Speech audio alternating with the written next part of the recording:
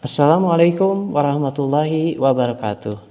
Pada kesempatan ini, kelompok kami akan mempresentasikan makalah tentang bencana banjir di Kalimantan Selatan, strategi dari aspek akuntabilitas dengan menggunakan pendekatan SWOT. Latar belakang makalah. Banjir diklasifikasikan menjadi dua kategori, yaitu banjir alami dan banjir non-alami. Banjir alami dipengaruhi oleh curah hujan, fisiografis, erosi dan sedimentasi, kapasitas sungai, kapasitas drainase, dan pengaruh air pasang.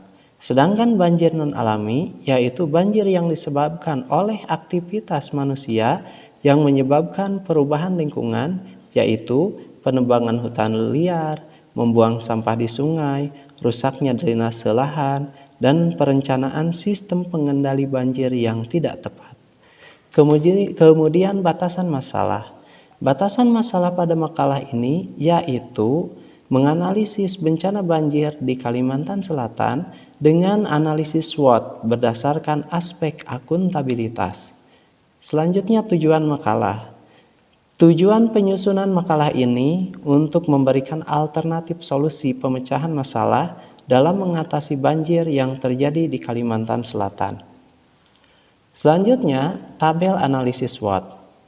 Kekuatan dari penanganan masalah banjir di Kalimantan Selatan yaitu yang pertama, memiliki hutan yang luas untuk penyerapan air. Yang kedua, BMKG memberikan informasi mengenai prediksi cuaca ekstrim. Kemudian yang ketiga, pemerintah melakukan upaya reboisasi lahan kritis dengan program revolusi hijau. Keempat, program pencegahan kebakaran hutan sudah masif. Kemudian kelemahannya, yang pertama, perencanaan tata ruang yang tidak jelas dari pemerintah. Kedua, pemerintah masih abai dan lemah dalam program pencegahan banjir. Ketiga, tidak ada tindak lanjut dari pemerintah sehingga kejadian banjir masih terus berulang. Keempat, wilayah bekas kebakaran hutan diubah menjadi pertambangan batu bara dan perkebunan sawit. Kemudian peluangnya. Yang pertama, adanya kesadaran dari masyarakat untuk melestarikan alam dan lingkungan. Yang kedua, bencana banjir dapat ditanggulangi dengan pengelolaan tata ruang. Yang ketiga, pemerintah melakukan sosialisasi mengenai siap siaga bencana banjir.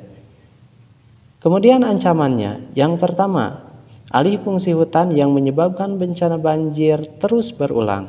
Yang kedua, aktivitas masyarakat terganggu akibat banjir. Yang ketiga, banyak pembangunan yang terhambat. Yang keempat, terdapat pejabat pemerintah yang ikut kontribusi dalam kepemilikan pertambangan batu bara. Selanjutnya, kita akan menganalisis dengan metode CAFI dan CAFE. Ini dapat kita lihat yang pertama, faktor internalnya strength. Memiliki hutan yang luas untuk penyerapan air memiliki skor tertinggi yaitu 160. Untuk total strength 370. Yang kedua, weakness atau kelemahan. Pemerintah masih abai dan lemah dalam program pencegahan banjir memiliki poin tertinggi. Dan untuk total weakness adalah 340. Selanjutnya, kesimpulan analisis faktor eksternal atau KV. Nah, di sini ada opportunities. Bencana banjir dapat ditanggulangi dengan pengelolaan tata ruang ini memiliki skor tertinggi. Untuk total skor opportunities adalah 330.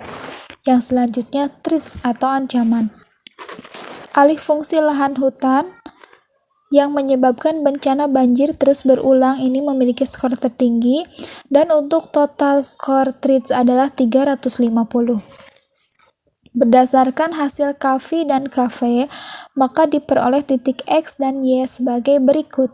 X sama dengan kekuatan dikurangi kelemahan dibagi 2.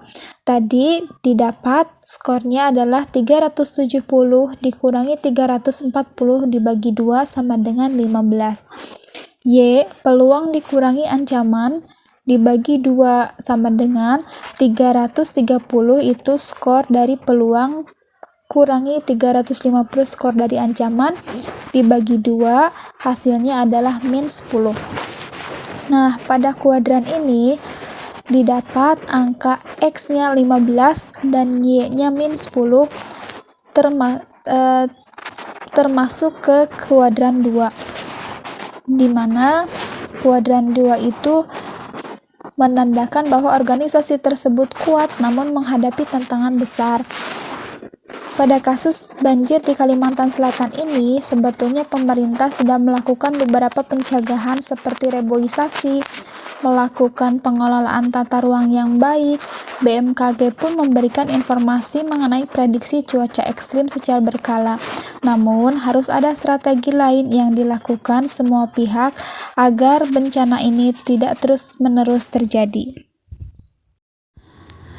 Selanjutnya, saya akan menjelaskan mengenai matriks SWOT. Seperti yang sudah dipaparkan oleh Pak Herman tadi, adanya kekuatan, kelemahan, peluang, serta ancaman, maka saya akan memberikan beberapa alternatif solusi berdasarkan kombinasi dari analisis SWOT.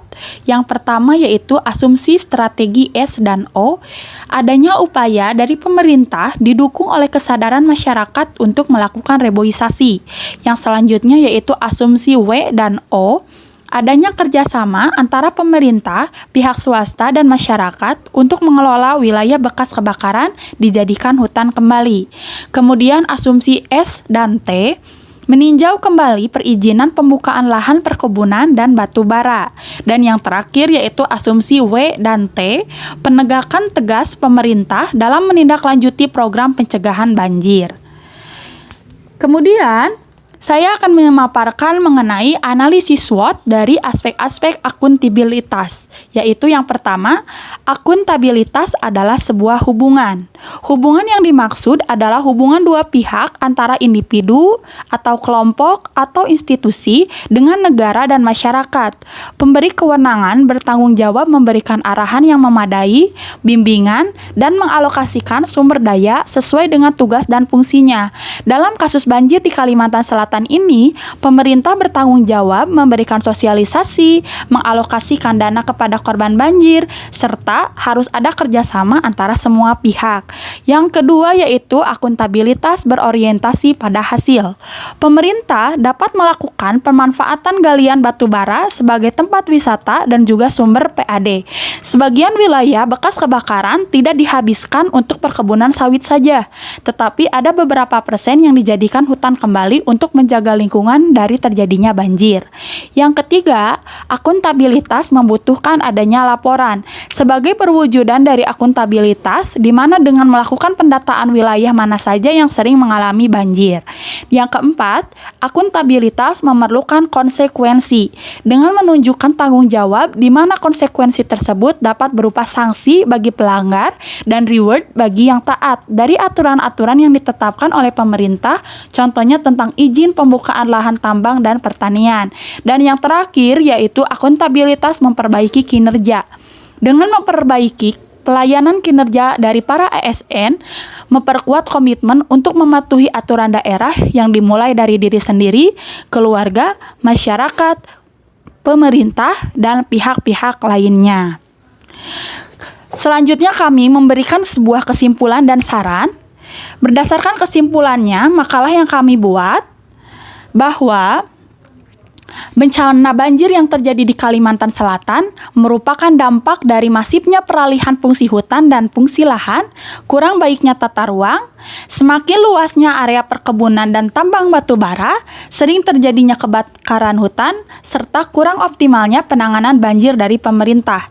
Dan saran yang kami berikan untuk menangani masalah banjir yang terjadi di Kalimantan Selatan, diperlukannya peran dari seluruh instansi terkait untuk meminimalisir terjadinya kerusakan lingkungan hutan dan lahan. Selain itu, pemerintah Provinsi Kalimantan Selatan diharapkan selalu bersikap proaktif dan bekerja sama dengan pihak swasta, akademisi, dan masyarakat untuk menangani masalah banjir tersebut. Demikianlah pemaparan dari kelompok kami. Mohon maaf apabila masih ada kesalahan. Semoga bermanfaat. Wassalamualaikum warahmatullahi wabarakatuh.